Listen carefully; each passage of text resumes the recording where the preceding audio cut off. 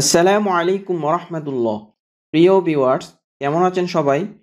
আশা করছি সবাই ভালো আছেন। আজকের ভিডিওতে এমএস ওয়ার্ডের গুরুত্বপূর্ণ টিপস অ্যান্ড ট্রিক্স শেয়ার করব। এমএস ওয়ার্ডে শর্টকাট কমান্ড ব্যবহার করে একটি কাজকে সহজে কিভাবে করতে পারেন ওই বিষয়টি শেয়ার করব। চলুন আমরা দেখিনি শর্টকাট কমান্ড ব্যবহার করে কিভাবে গুরুত্বপূর্ণ কাজকে কিভাবে সহজে করতে পারি। আপনারা দেখতে পাচ্ছেন আমার এখানে একটি টেবল রয়েছে, এরপর হচ্ছে অ্যাপ্লিকেশন ফর্ম রয়েছে।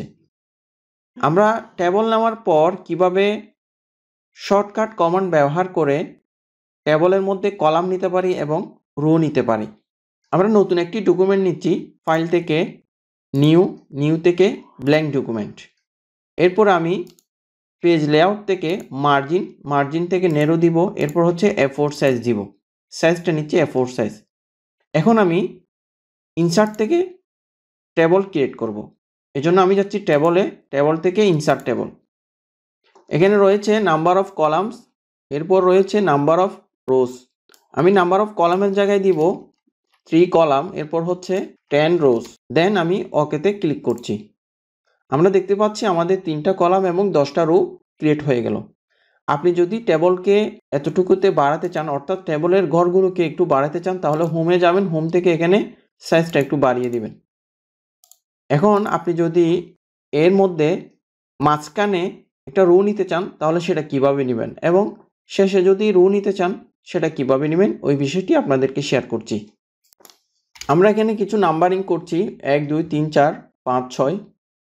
আমরা চাচ্ছি এখন 4 নাম্বারের পরে আরেকটি রো ক্রিয়েট করব। এটা কিভাবে করতে পারি? আমরা অপশন মেনুতে না গিয়ে সরাসরি কিবোর্ডের সাহায্যে কিভাবে করতে পারি ওই বিষয়টি আমরা শেয়ার করছি। 4 নাম্বারের পরে আমরা দেখতে পাচ্ছি আপনি বাইরে ক্লিক করবেন, টেবলের বাইরে 4 নম্বর রো এর পরে আপনি বাইরে ক্লিক করে কিবোর্ড থেকে এন্টার কি প্রেস করবেন। আমরা দেখতে পাচ্ছি আমাদের অটোমেটিকলি 4 নম্বরের পরে আরেকটি নতুন রো ক্রিয়েট হয়ে গেল। এরপর হচ্ছে আপনি যদি শেষ রোর পরে আরও রো নিতে চান তাহলে কিভাবে নেবেন? এজন্য আপনাকে কিবোর্ড থেকে ট্যাব প্রেস করতে হবে। দেখেন, ট্যাব প্রেস করলে আপনি অনেকগুলো রো নিতে পারবেন, ধারাবাহিকভাবে কাজ করতে পারবেন।